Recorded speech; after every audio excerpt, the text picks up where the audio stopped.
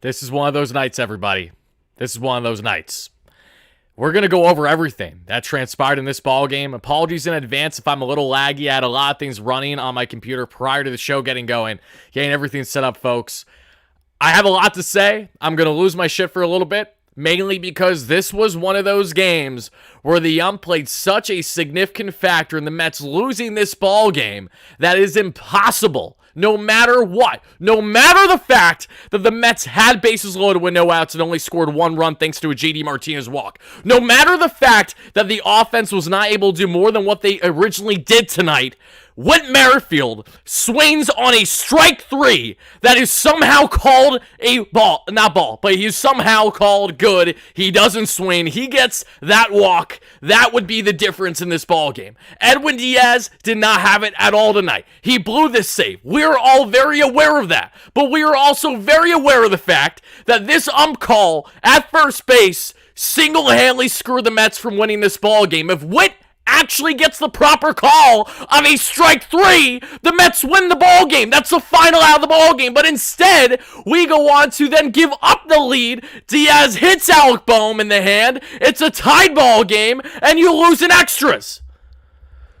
Oh, I got a lot to say, folks. I got a lot of effing say, and I know you do too. Spam the L's in the live chat right now. Let me know how you're feeling. Everyone first chiming in live and on replay as we're breaking down the latest in Metsland as they drop a heartbreaker tonight by a final score of 5-4. JD Martinez with 3 hits. Pete Alonso swinging the bat well again. Sean Manaea giving you 6 strong innings. And what do you get? A steaming pile of shit you call a game where the Mets lose in the end by a final score again of 5-4. We have a lot to get into. We have a lot to break down here, folks. I'm sweating bullets. I apologize. I get very amped up with games like this. I also apologize to my new viewers that are like, who the hell is this guy going on an absolute rip right now? I tell it how it is. I'm a diehard Mets fan. I cover them for a living. We're the largest and number one post-game show and largest channel on YouTube, not directly affiliated with the Mets or SNY. Happy to have you all in here. We come at you with pre- and post-game coverage every single day here on the channel, folks. And tonight, again, the Mets lose a game where, honestly, heading into the 9th inning, I had a comfortability that I haven't had in previous games in a while. And shame on me. That was the first mistake I made as a Mets fan, to think that, okay, we actually have a game in the bag or close to. Far from it. Edwin Diaz showed in Edwin Diaz that we really haven't seen since the 2021 season for the most part, where Edwin was solid in 2021, but 1, could not handle back-to-back days whatsoever, and 2, could not handle non-save situations. Not the latter in the case today, but the first one was certainly apparent. Back-to-back days for Edwin Diaz, and he did not have the stuff. The stuff was there, but the location was certainly not. Struggled heavily with the slide piece at times. And again, if it wasn't for Edwin Diaz's erraticness, we don't have to emphasize the call with the ump the way that we do, the same way that if the Mets offense was able to score better earlier in the ball game, this would be a different dynamic. This would be a different story. At the end of the day, the Mets got absolutely screwed by a call that I firmly believe, again, if that call doesn't happen, they more than likely win this ball game. So what are we doing here? What are we doing? And for Philly fans, by all means, you could ride high on this, because this is the type of loss where that's happened to Phillies when the Mets have won in recent years. So anyone that's going to come in here and talk smack, do your thing. I'm not fazed. Again, I'm going to dish it. I can take it comfortably and very well as well. So to all the Philly fans chiming in, you're not going to faze me at all. I appreciate the viewership. Happy to have you all in here. We got a lot of breakdown. Jeremy, thank you so much for the $5 holla. Jeremy says in the chat right now, Diaz will show signs of rust because of him coming off a major injury, but no excuses for the rest of the team. Jeff McNeil, you're down. Not only Jeff McNeil, why is Joey Wendell on this team? What does Joey Wendell do that Jose Iglesias at this point can't do at least a similar clip, if not better? What does Joey Wendell provide besides being a negative defensive utility player who can't even put down one, pardon my French, everybody, F-bombs about to come, earmuffs, kiddos, one fucking bunt to move the runner over in extras, but you have to pop it up. It is so simple, yet so difficult for these schmucks to play competent baseball when you need them to.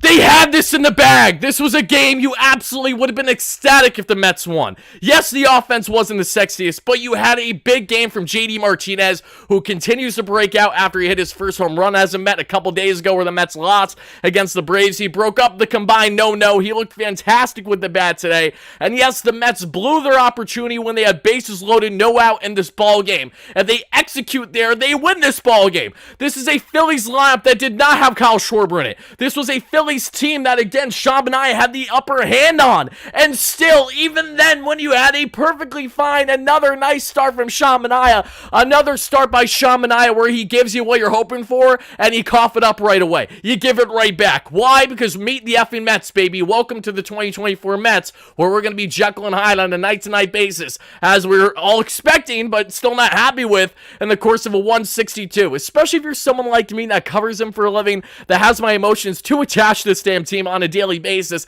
It is nights like tonight that absolutely are not only a curb stomp, but it's a kick in the groin the way that it doesn't go away just after a couple seconds or a minute. No, I'm still going to have insane stomach pains for the next hour because of this nonsense you call an outcome of a ball game, losing again by a final score of 5-4. Everybody, again, appreciate you all being in here. Why do we have schmucks spamming shit politically in the chat, guys? I do not care who you're for or whatever. Let's get the mods going in there. Get your ass out of here. We talk about solely baseball here. We do not talk politics in here. The great thing about sports, in my opinion, is that we are able to separate those things, right? So miss me with that nonsense. Make sure that schmuck is out here to one of my mods if you guys haven't already, and thank you in advance. Yes, let's stop with the spam. Seriously. Literally, I cannot stand that shit, guys. Stop it. Okay, everybody, let's break down the ball. But first and foremost, everybody, how we feeling? On a scale of 1 to 10, what is the frustration level? I want to hear from you Mets fans. Trust me, we're going to break down the innings inning by inning as we always do. In case you're new here, we break down literally everything inning by inning as we always do. As you guys can see in my notes I got right here.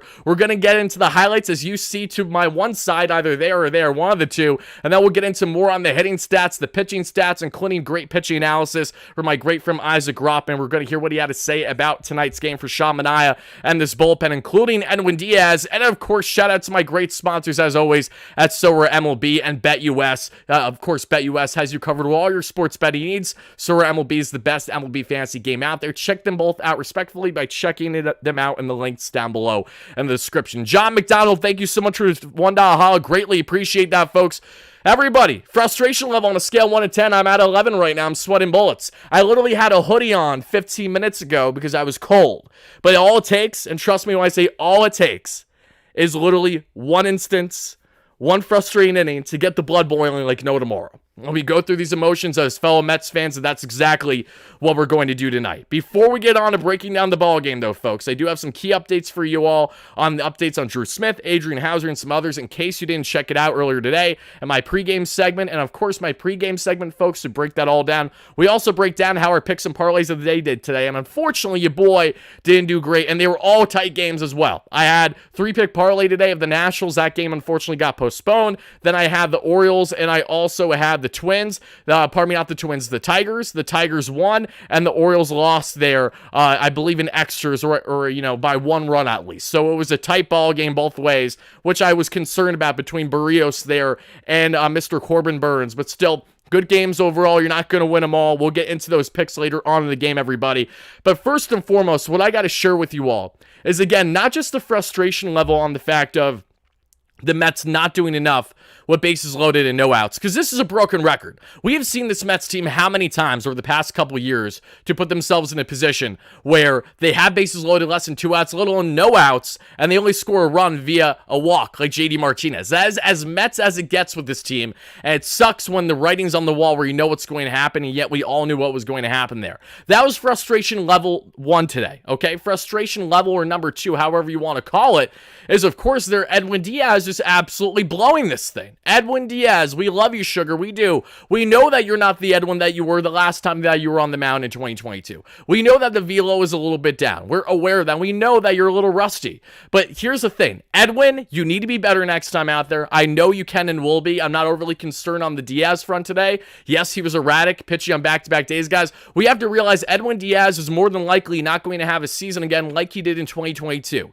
Even Edwin Diaz at his best is still going to be more of a human of a reliever than what we saw, because when you miss a year with injury, especially a fluke injury the way he had there with the knee, it is not an easy thing to necessarily bounce back from right away. So the fact that Edwin has had the success that he's had at this point in the season is great, and that's why you give him, of course, the $100+ million contract. But still, even when Edwin did not have his stuff tonight, and there is rightful criticism there to a degree, I will absolutely say that, the same thing can be said and then some with that first base single-handedly screwing the Mets from a victory tonight, all thanks to not, of course, calling that strike three, which was an obvious strike three on Whit Merrifield. It doesn't take a rocket scientist. It doesn't take a bias blinders that I'd be having on. Any Phillies fan, any Mets fan, anyone that understands baseball knows that was strike three. That was not the call. The game goes on. Alec Boehm, of course, ties the game with the hit by pitch, and the rest is history. Bryson Stott, who of course got the scoring started, he's been on a heater in the 9th inning that we saw there. He drove in the first run, which was a home run, to make it a 4-2 ball game, and then of course he had the game-winning run driven in there in extras as he was able to get it in with an RBI sac fly. Stop calling him sugar? No, Joe. What is this nonsense as well? That cracks me up as well. Sugar Diaz is literally his nickname. If you don't like it, I'm sorry. Get your panties out of a twist. For it to bother you that much says a lot more about you than it does me. What are we talking about here? Seriously, it's literally his nickname. Everyone in the clubhouse calls him Sugar. Go yap at them then, if it's really going to bother you, not me. Don't kill the messenger. Woody, that was a 3-1 count. Scott, I don't care. I don't care. Scott, I don't care. The umps screwed the Mets so unbelievably terrible tonight. I'm not falling for that. I do not care. I do not. Edwin Diaz, yes, as we know, not strike three. Yes, I apologize. Yes, it wouldn't have been strike three. You're right. Still, though, I'm very confident in saying that I very much prefer Edwin Diaz in that spot to still face off against a dog shit Whit Merrifield, who, as we all know, has not been playing good baseball so far this season, versus an Alec Boehm, who, of course, has been red hot, and unfortunately, the pitch ran in on his hands. I hope Alec is okay. I don't wish injury on anybody, and that will be that. But let's break it down now. Let's get into this ball game. Let's break down the nitty-gritty, everything in between. Before I do that, let me just make sure that I do have everything pulled up here. My brother just sent me a text I'll check out later, but it has to do with everyone choking tonight that we were hoping would win. Unfortunately, that was just one of those nights. Let me get some tags in here on Twitter. If you guys follow me on Twitter, make sure to hit that like, that retweet button if you're watching this there, but know that I will only be interacting with our live viewers here on YouTube as I usually do. But give me 1 second, folks, and then we'll get rolling with this ball game. And again, emotions are high right now, so I apologize in advance. Something that you guys will learn about me quickly, especially if this is your first time here, is that I will definitely be irrational at times and moments of emotion with the games, but I will never lose my rational viewpoint on the team as a whole for the season. I'm not the type of fan that goes out of their way to say, okay, the Mets season is done right now or anything like that. Far from it. Got a 162. It's a marathon, not a sprint. And on top of that, you're going to win and lose a lot of games. The Mets are going to win around 80 and they're going to lose around 80. But what's the difference maker going to be? Are they going to find themselves right around 500, just below 500, a little above 500, hopefully cracking wild card? Again, we're going to find out throughout the course of this season. But it's games like tonight. It is outings like tonight where the outcomes are significantly impacted to a degree by not only the umps, but as well with this offense early on. And then, of course, Edwin Diaz not having his stuff. It was this perfect recipe, unfortunately, for disaster when there were things that were going good tonight. That's the frustrating thing, too. When you have losses like this, it can be easy to nitpick, of course, everything that went wrong and not highlight things that went right. And JD Martinez, Pete Alonso was certainly upside tonight, to say the least. Sean Manaea was a massive upside tonight that I cannot wait to get into a bit more. But let's break it down now. And I love you, Scott. Thank you for the kind words. I appreciate that. And again, guys, whether you love or hate me with my reactions, that's perfectly fine. I appreciate everyone taking the time to chime in as we break down the ball games together. But a couple quick updates for you all in case you're unaware, in case you have been ill-informed or not informed at all. Drew Smith will return to the Mets bullpen tomorrow, coming off the 15-day AL. Everything went great in rehab. Tyler McGill is viewed as a potential reliever by the Mets at the moment. They don't know exactly what they want to do with him yet. They may consider him for the bullpen. They don't want to commit to him as a starter right now in the rotation, and he still may get another rehab outing, so they're evaluating that. In the meantime, they want to roll with a six-man rotation, so unfortunately, Adrian Hauser, the worst starter in this organization far and away right now, is going to get the start this Wednesday against the Phillies in Philly. That batter's box Sox for the Phillies have been absolutely dominant in Philly. Yeah, I'm not excited, nor am I looking forward to that either. I'm expecting that to be an L, and I hope that this Mets offense can propel and hopefully pick up Adrian Houser, because the last thing I'm expecting is Adrian Houser to be at all competent against a Phillies lineup that's going to absolutely mash and is going to make sure he can induce his ground ball outs the way he more than likely wants to. That's a big frustration level I have there, to say the least. And Tyler McGill, if you're going to utilize him as a reliever, that's a game where he could be considered, say, after 3 innings by Adrian Houser, if you must have Houser start. Some food for thought there. So we'll see what happens by time we get to Wednesday with Adrian Houser and what they do with Tyler McGill. But those are the latest updates. And of course, Kodai Senga, apparently after multiple reports, there are no technical setbacks, even though I think that's kind of nonsense. I do believe that's a setback to a degree, by stopping pitching altogether. And then, of course, he's going to be doing a bullpen this Wednesday. It's all about the mechanics, apparently, with Kodai Senga on that shoulder. He's trying to have his mechanics change slightly so that way he can make sure that he doesn't hurt himself again, because he did say that, and again, this doesn't take a rocket scientist to figure out, especially with a shoulder capsule injury, that his mechanics have went in hand with his injury. I mean, yes, I feel like that's almost common sense, at least for me, because that makes a lot of sense depending on his pitch grips as well and how he's going about his arsenal. So it'll be interesting to see how Kodai Senga looks in his bullpen this Wednesday and where they go from there. But for anyone thinking Senga will return this Mets rotation by the end of the month, I'm here to tell you it ain't going to happen. He can return May 27th. He will not be pitching on the bump for the Mets until at minimum sometime in June, if not July. So from there, we will of course see what happens. But now let's break down the ball game. Let's go through this thing inning by inning. And as always, shout out to my amazing sponsors at BetUS and Sorare MLB. And apologies again for misspeaking earlier on regarding the strikeout count too. I appreciate you guys correcting me. Thank you so much for that. Again, I know I'm an idiot. I know I ran a lot, and sometimes I get very hot-headed in the emotional moment. So trust me when I say I'm never offended, and I appreciate when I'm corrected, because again, that's not a wrong thing. We got to talk about what actually happened in the ball game, right? So let's start there in the first inning, everybody. Bryce Harper with a single. That's all she wrote. Again, this is Sean Manaea against Christopher Sanchez today, and Sean Manaea was an absolute thing of beauty. A lot of awesome takeaways on the Sean Manaea front. Again, another game where Sean Manaea had the stuff, but unfortunately the Mets were not able to get the job done. In the top of the second, Bryson Stott with a single, then a double by Sosa. Stubbs with an RBI bunt, of course, and it is his first RBI this season. Garrett Stubbs, known Mets hater. I will never forget when the Phillies were advancing in playoffs last year, and Stubbs was very animated about talking shit on the Mets when the Phillies had their own clubhouse chant, basically talking down on every other team in the NL East when they do well, especially. Stubbs, the stubby catcher, and I know he's stubby, and I'm a short schmuck myself, so I know that feeling.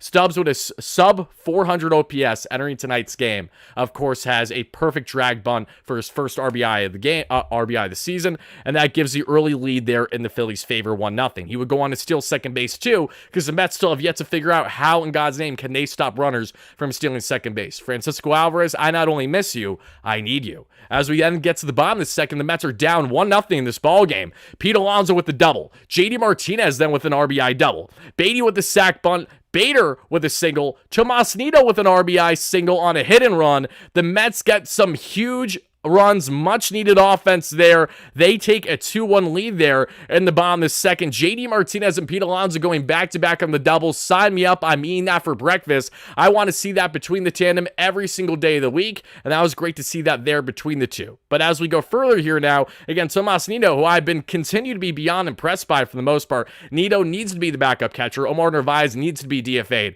as soon as Alvarez is back. There's nothing to justify Omar Narvaez being on this roster. He's not nearly as good as Narvaez. He's not a better defensive catcher, nor has he proven to be a better offensive player to the degree to warrant having shit defense the way that he has with his frame jobs and his inability to block balls at times. So, Omar Narvaez, bye-bye. Just like James McCann, another waste of a free agent signing by Steve Cohen-ran Mets. That's the one thing I will say. Steve, he's done plenty of things I've been grateful and happy about as new owner. One of them, unfortunately, has been a huge swing and misses on the free agent market with the catchers. First, James McCann, $40+ million down the drain, and now Omar Narvaez, who's comfortably having $8 million this year, playing like absolute dog shit, in which he is. But as we get down and breaking down more here in the third, Starling Marte with the double, Francisco Lindor we would see then with a walk, Alonso with a single, and JD Martinez says, you know what, let's continue the offense. His base is loaded.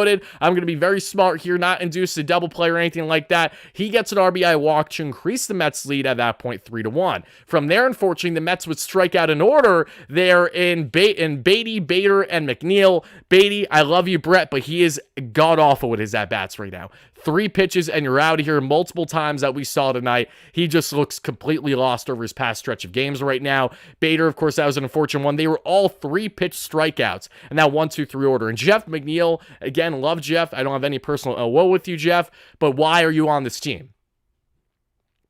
Outside the contract, what is there to justify? Can someone let me know? Can anyone? Can someone in the back? You right there? Can you let me know? People watching replay in the comments, can you let me know? Someone let me know. What is there to justify Jeff McNeil still being on this roster currently? Please, let me know. Because even Jeff McNeil at his best, what is there to warrant? The only reason why Jeff McNeil is playing right now is because of that contract. I promise you. Promise you that. And I can also promise that unless Jeff really snaps out of his funk and becomes the Jeff of old, becomes more the 2022 Jeff, even if that is until the second half, if he does not become that form again or close to, I promise you he will not be on this roster by the end of the season. And if he is, I'll be surprised by that, but that just tells me that no one wanted to eat the contract, 1. And 2, again, the Mets just had trouble with suitors for a contact hitter that doesn't hit for contact and doesn't play either second base or left field at a clip in which he used to just a couple of years ago for now a guy that's getting into his mid-30s, up there now, 32, 33 now. Let me know, please again, let me know what I am missing when it comes to McHits, or should I say mixed strikeouts, because that's what we got plenty of today. A guy that was batting roughly 300 against Southpaws entering tonight's game could not handle a lick against any of these lefties whatsoever. Disappointing is an understatement with this one. Drew Gilbert isn't trash, Allen. What the hell is that nonsense? The guy's literally on the shelf with injury right now. Why are we going to mock one of our top prospects? You guys are killing me on that front. But let's break it down now. We're still breaking down this ballgame, right? The Mets lose in dramatic fashion by a final score of 5-4. Amy, have a fantastic night going to bed. I appreciate you chiming in, no less. But as we get down into this one, folks, again, we see there JD Martinez with the RBI walk. Then we strike out, unfortunately, in order from there. The top of the 4th, Brennan Marsh with a walk and a stolen base. Marsh stole 2 bags today, if not, definitely 1. Bader with a sliding catch, thankfully, would end the inning. And the Mets then head to the bottom of the 3rd, which Sean Manaea has a 1-2-3 inning. Manaea was masterful tonight. I cannot wait to break down his game. Because, again, there are some positives tonight, but still frustration is looming after a dramatic loss to this matter and to this Philly team that we hate Philly. Philly hates us. We have absolutely curb stomped the Phillies in recent years, even when we haven't played our best baseball. Like last year, we had some big wins against the Phillies too, when we haven't even been a good ball club. Something about the Phillies and the Mets has always been awesome rivalry-wise, and as someone who resides in Pennsylvania, who hits Philly plenty of times for games against the Mets, I love every aspect of it. I truly do. Love rivalries, and I love that we have teams that we can hate the way that we hate the Phillies. The same way I know Phillies fans could confidently say that about Mets and Mets fandom, right? And they definitely go in hand, and that's okay. But as we break down more of the ball game here, folks, again, the Mets have a 3-1 lead as we then get to the top of the 5th, where JD Martinez rips his second double of the day, opposite field double. Beatty would then strike out, unfortunately, on 3 pitches to end the inning. His second K on 3 pitches already in the game, mind you, to the same pitcher, and Mr. Christopher Sanchez. And the top of the 6th, Sean Manaea with a 1-2-3 inning, and at that point, he hadn't allowed a single hit since the second inning. Sean Manaea's line would be as follows, folks. We're looking at a masterful 6 innings of 4 hit, 1 earned run, 1 walk, 6 strikeout ball for Sean Manaea. And to take a quick peek at my friend Isaac Groffman, who's a fantastic young man. Make sure to follow him there on Twitter at Isaac Groffman, who's great with pitching analysis. He comes at me with my with nightly pitching reports on how the Mets performed, some numbers through Baseball Savant, which I absolutely love. Just makes things nice, tight, and concise for me, and things I can reference for you all that are beyond the eye test. And Sean Manaea's arsenal tonight: the sinker 57% of the time, the sweeper 22%, the changeup 13%, and the cutter 8%. Manaea's sinker looked absolutely fantastic tonight that we saw, and he was in full control of his pitches for the most part. His sinker, it's a weird pitch, but it ends up working out well for him, and the horizontal movement on the sinker was fantastic too. It averages about 18 inches and got up to 22 inches today. The pitch gets plenty swings and misses. He gets a lot of whiffs from those righties, which is massive. For Sean Manaea to go 6 innings of 1 earned run ball today against this type of Philly lineup where they have some big boppers from the right side, absolutely massive. He throws that sinker up in the zone from a low arm slot, and since it has so much arm side run the pitch, doesn't actually get doesn't actually sink, but gives the illusion that it's rising. So this is why it can come off, not only as an illusion to the hitters, but it can come off very deceptive, and that's why they had trouble, including especially lefty on lefty today. Bryce Harper could not hit a lick against Manaea outside that first inning where he had a single. After that, nothing else happened, and he was really looking at 90 heaters right down the pipe that he had nothing to do about because he was not able to read it well, and Manaea was able to get some nice Ks, much-needed Ks. That sweeper, of course, was that main secondary pitch night where he saw some nice swing and miss.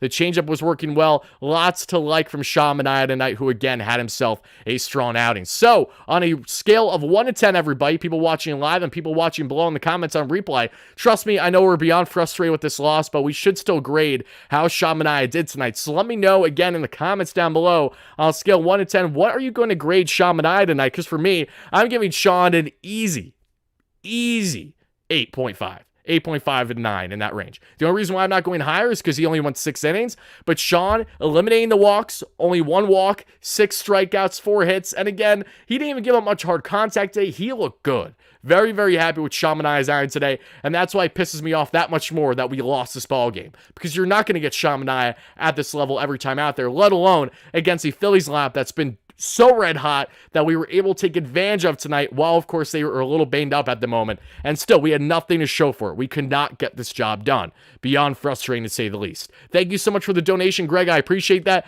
Is this now 3 ninth inning homers for Diaz? Diaz has given up 4 homers already this season, which is more than he gave up all in the 2022 season. So yes, Edwin Diaz was unhittable in 2022. He was a video game that we were very grateful for, and now we're coming back down to earth with the Edwin Diaz, who we know is uber talented, but it is going to be rusty and is going to be erratic at times in ways that we just simply didn't see a couple of years ago.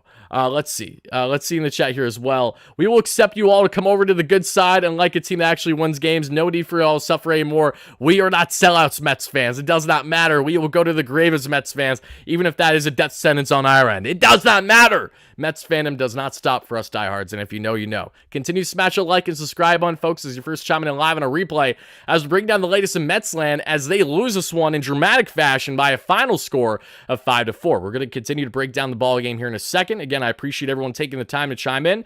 Thank you all so much for that, as always, folks. But let me get this all set up for you now, and then we can go from there. So, continuing to break down the ball game, folks. Again, Sean Manaea is done after 6 innings. So, in the bottom of 6, Harrison Bader with a single and a stolen base. Tomas Nido will reach on an error. A reliever comes in then, and Nimmo with a walk, but the Mets are not able to score. So another opportunity for the Mets where they could have tried scoring with guys on base.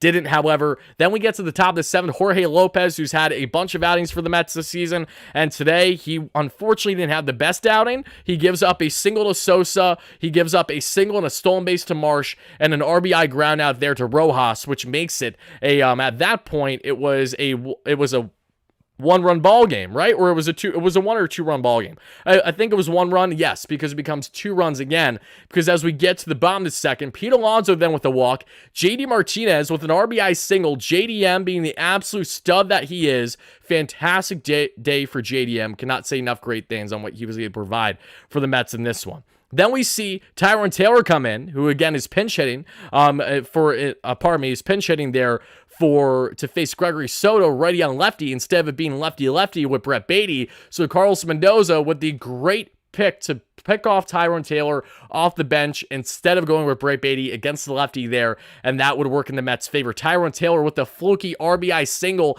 that gets past Alec Boehm but stays fair. That creates, at that point, if I'm not mistaken, a 4-2 ball game in the Mets' lead, or close to. And again, you're thinking, okay, we're feeling okay for the most part.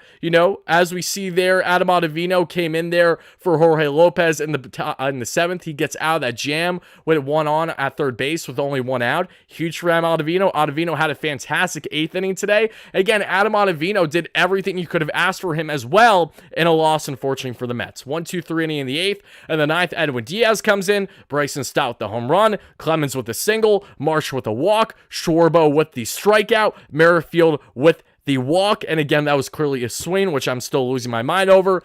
Boehm with the hit by pitch would tie it, and it was the 6th blown save by the Mets already this season, 3 or 4 of which have come via Edwin Diaz, unfortunately. Again, not ideal. I shouldn't say 3 or 4. It's at least 3. I think Diaz blown it 3 times. Trying to think. I think it's been 3 times already this season. Diaz has blown a save. Not entirely sure though. We get to the 10th, of course, Sean Reed-Foley comes in, and while a pitch allows Harper to get from second to third base as the advanced runner, and then we see Castellanos with a walk, Stott with an RBI sac fly would go on to win the ball game. Castellanos is out trying to steal, and Joey Wendell can't even put down a competent bunt to kick off the bomb of the 10th, and then the Mets again go on to lose by a final score of 5-4. And for me, everybody, it's not only the way and the manner and the way the Mets lost tonight. This also stings a little bit more for me, just as a sports fan. My New York Rangers, I felt pretty damn confident about them tonight. That was another pick I did like tonight.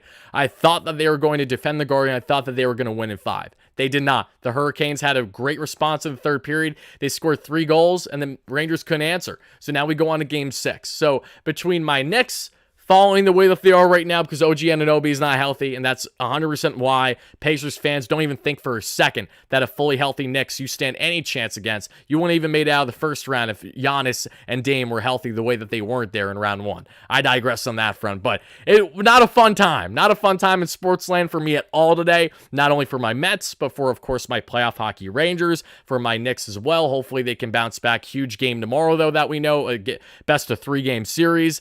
This is a tough loss against a Phillies team that, again, we've had a lot of dramatic games against over the past couple years, but this is one where you really felt like you had it, and the Mets allowed it to slip away. That's what stings the most to me in this one. They had it. It was right there, and Edwin Diaz, unfortunately, did all he could to cough it up. The ump didn't do us any favors, and the offense, again, when you needed more offensive production, you were just not able to get the job done. So frustrating. Again, it's a broken record with this team. Nimmo did his quick short run instead of long strides, says Elephant. What is up with that? He didn't catch that fly ball in the first inning. Again, I think he's just being cautionary, if anything, because again, Nimmo's playing right now, but he did just hurt himself a couple days ago. So I think that could go in hand with just trying to make sure he doesn't make things any worse for himself than what they currently are. I'm not concerned. There's one guy I am anything but concerned with right now for the Mets. It is Brandon Nimmo. Brandon Nimmo is playing out of his effing mind right now. He is playing fantastic baseball. Cannot say enough great things about the way that Brandon Nimmo is playing, returning from injury,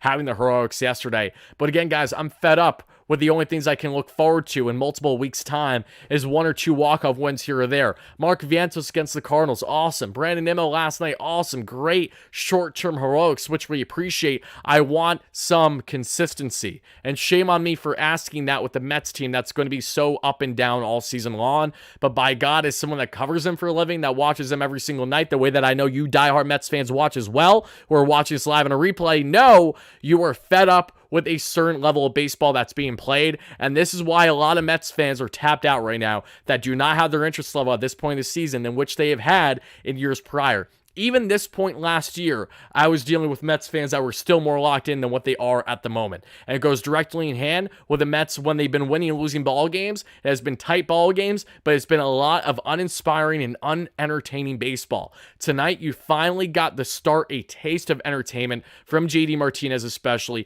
Pete Alonso doing his thing, Shamania carving up those batters, and when you finally felt like you had everything in place, it doesn't go in your favor because that's baseball. Lamar Lackey, thank you so much for the $5 holla. Lamar says, every time I get pumped up about the Mets, they always let me down. Unfortunately, that is Mets fandom in a lot of ways. Is it frustrating? Yes, absolutely. Doesn't change the fact that this is something that we know very well. Wardy, to be frank, you can make an argument that y'all have overachieved so far. I wouldn't say that at all, actually. I would say if we've overachieved, it has definitely been with aspects of the bullpen with Reed Garrett and stuff like that. But I think that's also not an overachievement. That's just a reality of actually how talented he is. And the Mets found untapped potential there with a different arsenal. You know, especially getting that fastball out of the mix and prioritizing his other stuff has been huge with the sinker and the sweeper. The Mets rotation, I wouldn't say has overachieved all that much. To some maybe, but it has not overachieved in the sense of not getting length because they haven't gotten length most of the season from their starters. It's been a lot of up in the air. They've had significant walk issues. The Mets are one of, if not the worst team in all Major League Baseball in walks and stolen bases allowed. They're horrendous in that category, and they've done nothing to properly counter it yet outside of just making sure you don't let guys get on base. You know, Shamania, even when he only gave up 4 hits, again, none of them crazy, and a walk, he's still getting stolen on at least once or twice tonight because this Mets team has such such a problem with those things in general. On the offensive end, you can make the rightful argument that the Mets are not playing to their caliber at all without Francisco Alvarez right now. With Pete Alonso just deciding that I'm not going to hit a lick for 2.5, 3 weeks up until the past couple of days. Francisco Lindor not knowing that baseball exists for the first month of the season. Yeah, I think two can be true. You can make arguments one way saying some guys are overachieving. The same way I think you can make the argument saying a lot of guys are underachieving, right? You know, and there are guys that you know are going to perform better than their current caliber. You know Pete Alonso is going to be there. You know JD Martinez is going to be that guy. You know Francisco Lindor is going to get the job done. You know Brandon Nimmo is going to be there as a stud in the leadoff position. You know that those are your strengths, that's your core, and you know that when things are right, they're going to be balling out. But the problem is that we have some guys on this roster right now that maybe some are believing are going to still have untapped potential, are going to break out, when in reality, they're not. And some of those include the likes of Harrison Bader, who again has stretches of brilliance, but we all know what Harrison Bader is. At best, he's a high contact hitter with elite defense. We know that's what Bader is, and that's okay. That's fine, but we don't have too much to rely on him offensively. We know he struggles at times to go gap to gap, and of course with the lawn ball. That's just not a commonality in his game from everything that we've seen. Jeff McNeil, what is he known for? A high contact hitter that can play multiple positions and can slap it for opposite field. What does McNeil struggle significantly to do? All three of those things at a competent clip. Big problem on that end. And that's one of those guys where I think it's a different discussion than Alonso and others when evaluating the core and things of that nature. Let's see. Diaz is slowly turning into the next. No, he's not, Scott. Stop with the nonsense. Let's see. Just double checking with the chat right now, folks. Appreciate everyone chiming in live on a replay as we bring down the latest in Mets land. The Mets lose a heartbreaker tonight by a final score of 5-4. It felt like a win that was in their possession until it wasn't. And when Diaz unfortunately did all he could to make sure the Mets didn't have themselves an easy ninth inning, he unfortunately allows the game to be tied. An ump call absolutely screwed the Mets. That's why Carlos Mendoza is fuming. That's why that ugly schmuck. Who has sideburns like that? That first base schmuck with the sideburns, it's even worse. He's got the glasses. He's got the sideburns. All he needs is the clown hat with the pinwheel to get the fuck out of here. What we talk about now, something that is a little bit more exciting, that's a little bit more enjoyable for a second. Let's just take a quick breather, everybody, and let's talk about our amazing friends on the channel. In case you guys don't know already, one of our awesome sponsors here at Sorare MLB. And simply put, if you guys don't know Sorare MLB, you better know now because it is the best MLB fantasy game out there. Apologies, everybody. Let me make sure that this is all set. And if you guys, let me see if I can show you guys what I'm rocking with at the moment. I'll go to open fixture. Let's get this looking good. Let's check where I have my tournaments at the moment. Give me 1 second, everybody. In case you guys don't know Sorare MLB, again, is the best MLB fantasy game out there. This is one of those games that is so much fun to play because you're literally combining MLB, playing MLB The Show with actual MLB fantasy that you would play, sign up with your friends as you do every year. The main difference between this game versus, say, others in which you have played or maybe not is that this is one that, again, allows you to card collect, to build your card collection, then to build your roster, and then you enter weekly tournaments. There's 2 tournaments a week on Mondays and then Fridays when you enter with the roster that you build with actual MLB players, but use virtual unique cards that, of course, you can buy, sell, and trade for real dollars in the marketplace in the Sorare MLB app, or, of course, on your desktop, playing with your friends or playing with whoever you want online across the globe. And how you perform in these tournaments is based on how the players actually perform in real life. So if you guys, again, had JD Martinez on your roster tonight, if you had Bryson Stott, you're going to turn out with some nice points. And how you do, again, with these tournaments after, say, 3-4 days, how your team does in that series or so, again, will be very much indicative on how you rank in the tournaments. If you do well, you're going to have a great shot to win cash prizes, Mets ticket prizes, in which we gave away a bunch of Mets tickets just over the past week or so on the channel. Shout out to all of them as always, and a $100 credit just, again, for signing up and entering a free tournament. And that's exactly what you guys and gals should be doing today, if you haven't already, with our great friends at Sorare MLB by clicking the link in the description. But I want to show you guys my squad at the moment, so give me 1 second as I attempt to do that. I don't know why, but my one light to my side just turned off. Let me turn that back on. The tournaments here, I am entered in them, so let me double check. It's saying register, but I know that I'm in a tournament at the moment, so maybe I'm missing something, unless maybe I'm not. Either way, yeah, I know I'm in a tournament. Hold on, folks. And yes, I do have Zach Wheeler as an option for me.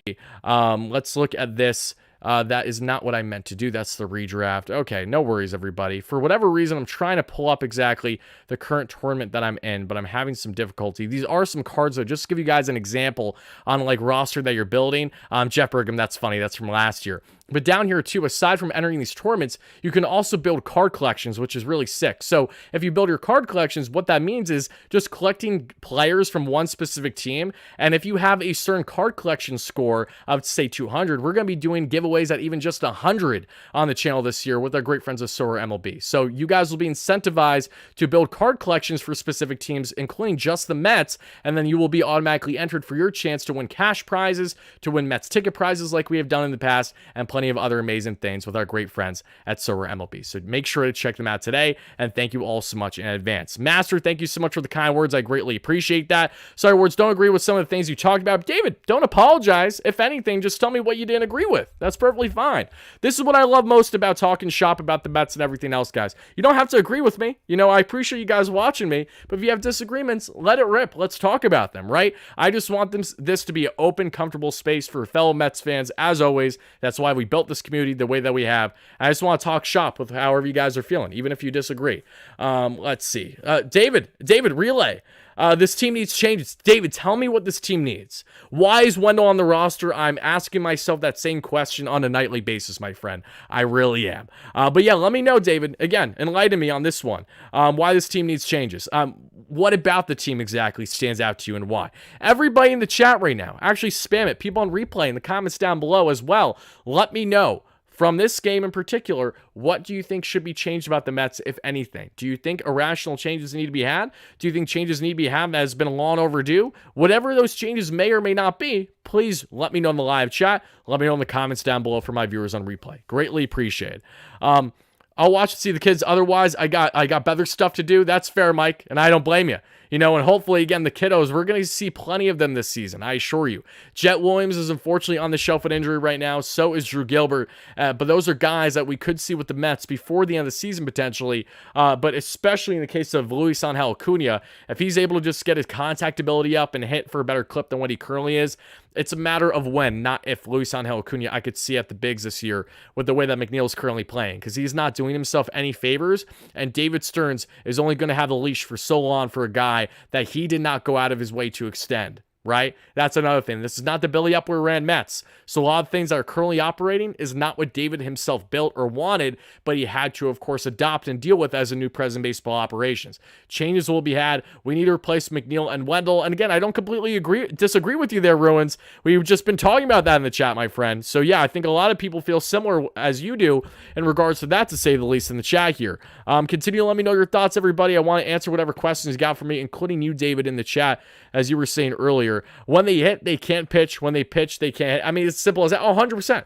It's a tale as old as time. Yeah, this is what we call Mets fandom, right? And you don't gotta be you could be a seasoned Mets fan since the early 60s and their inception, when they started.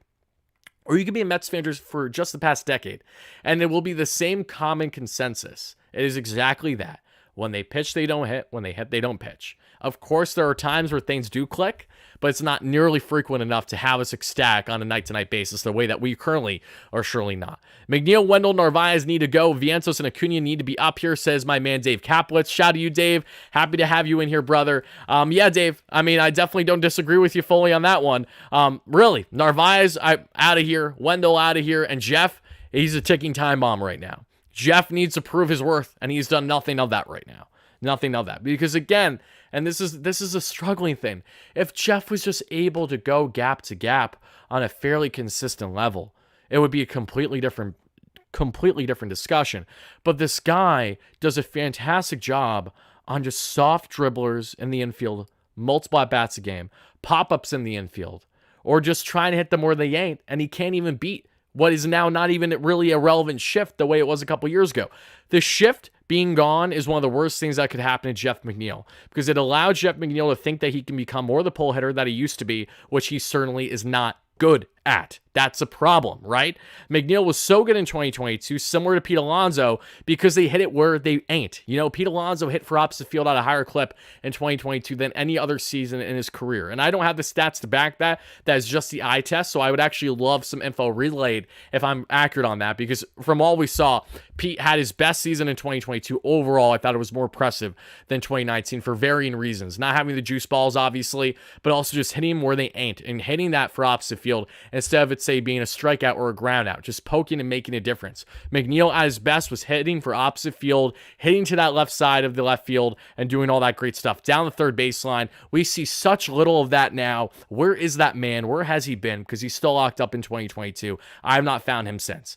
This team needs to hang on around 500, 100%, Zach, and that's what their intent is going to be, for sure.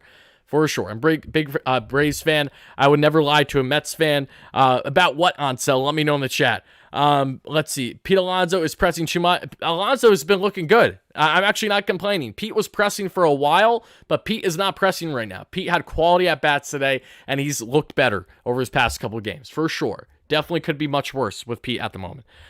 Trade for Bo Bichette. Miss me with that nonsense, Dave. I love you, Dave, but no. I want nothing to do with Bo Bichette. That's it, truthfully. No. Bo is not a good defender, and he's struggling mightily early on this season on the offensive end. I'm good. Bo Bichette, great flow, though. And when he plays great, I'm a big fan of his in Toronto. Not a guy I want the Mets to be going out of their way for whatsoever right now. Wardy, you don't think as a team y'all have overachieved record-wise without Senga and Alvarez? Not overly, no. Because regardless of that, we were always expected to be looming around a 500 ball club this season. So I know, I wouldn't go those lengths. I don't think that the Mets are 10 games below 5. I wasn't expecting them to be like a 10-game below 500 team without Senga. There was just a lot of uncertainty as to kind of what to expect initially heading into the year in regards to what are we getting from a lot of the new guys on the block here, right? Some things that definitely stood out there. When Pete was hitting last year, the team won 100%. Yes, the team is better when Pete Alonso and the core group hits. Color me shocked, right? And I don't know where we're at on the like count, everybody, but continue to smash a like and subscribe button. Greatly appreciated. If you guys and gals could help us get to 100 likes by the end of the live show, I think we're only 20 or 30 away. That'd be greatly appreciated, and thank you all so much in advance. We're not going to be too long-winded with tonight's show, everybody. We are going to be wrapping things up here in a minute, but before I do, let's hear from our other amazing sponsor, of course, with our great friends here at BetUS. And in case you guys and gals don't know BetUS, BetUS is America's #1 sports book, and they have been absolutely killing it with fantastic lines. And I will say this, the Mets were the favorites tonight, and funny enough, for a while I was like, okay, that actually made a level of sense, because this was a game the Mets should have had, this was a game the Mets should have won, and unfortunately they didn't, and the Phillies, again, just did what they needed to do in the end to prevail in this ball game. But as we take a look at the upcoming slate of games, because we already discussed how our legs did earlier, we had 4 picks today, and unfortunately, only 1 or 2 of them hit. No, we had 3 picks because the Nationals game got postponed. But only 1 of them hit because I did have Rangers, money line or spread, take your pick. Of course, the New York Rangers for hockey. They lost tonight, and the puck line didn't hit either. If it was 1.5, I believe. And also, you saw there with the Baltimore Orioles, they unfortunately faltered by 1 run against the Toronto Blue Jays. But the one thing that did hit was the Detroit Tigers. And thankfully, I did place individual bets on them outside of just the parlay. So I did make some money on that as well. But as we take a look at the slate of games again for tomorrow, we got some interesting matchups here. And there's already, again, a couple that stand out to me right away. And one, it is doubling up on Baltimore. I love my O's. I'm sorry, I do. And for good reason. They're a very talented, young, exciting team. Love them for sure. And I love the idea, actually, of pairing, pardon me, getting hiccups here for a second. I love the idea of pairing the O's with the Detroit Tigers again. Honestly, this is one of those things where I would double up. I really would. So I think that's exactly what we're going to do. Love the O's again, money line, straight. Love the Tigers again as well. That's a 2-pick parlay. And of course, there are plenty of other games where they make sense as well. The Padres and the Rockies. My only concern with the Padres is they, at times, just don't know how to handle Colorado, especially earlier in the season. But if you want to throw them in there, they are a heavy money line favorite at plus minus 255. What that is going to win you already, just for some reference here, 10 is going to win you 25. So you're at, just over 250 odds. So again, 100, and if this hits, you'll win an additional 250, whatever you want from that. So I'm going to put down for this one, I'm going to put down 20 to win 51. And on these individual bets, I'm going to put 10 down on each. And again, not all of them are going to be the best return. That's okay, just to see how they do. But these are games that I certainly like heading into the slate of games tomorrow. In our pregame segment tomorrow, I will reference these these picks and let you know if I'm still loving each and every one of them, or if there's some other games that stood out a little bit more to me by then. If so, I will relay that to you guys in our pregame coverage tomorrow. But that is what we have going with our great friends at BetUS. Again, to everyone that decides to tail my picks, make sure you bet responsibly, be wary, and make your own decisions, of course. And again, just be smart. And as always, make sure you're using our great friends at BetUS, who has you covered with all your sports betting needs. Thank you all so much for that.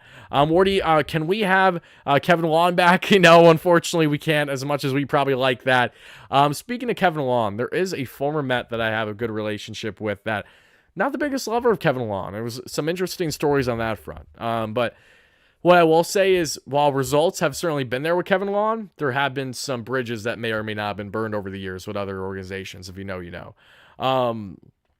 Patrick, thank you so much for the donation. I appreciate that. Patrick says, somehow we went from having one Luis Gourmet to two with a little upside in Wendell. But like I said, like I said before, Nito is having better at-bats. He is. And you want to know why Nito's having better at-bats? Because he got his eyes fixed. We didn't even give him a chance. When he had his eye issue, the Mets, sent him down. Not long after, if I'm not mistaken. It was around that time. So, Nito's taking solid at-bats right now, and his defense has been competent enough, to say the least, versus what Omar Narvaez gives you. Definitely could be worse on the Tomas Nido front. I'm not complaining there. But everybody, Patrick, thank you so much for the donation. Thank you all so much for watching, folks. That is going to do it for tonight's live show. Mets go on to, unfortunately, lose a heartbreaker by a final score of 5-4, and they hope to get back in the win column and get, again, a game closer to 500 and a game to, hopefully, victory with the Mets, in which it's going to be Jose Buto facing off against what is going to be far from easy, Aaron Nola. Thank you all so much for watching. I will see you again tomorrow for pre- and post-game coverage.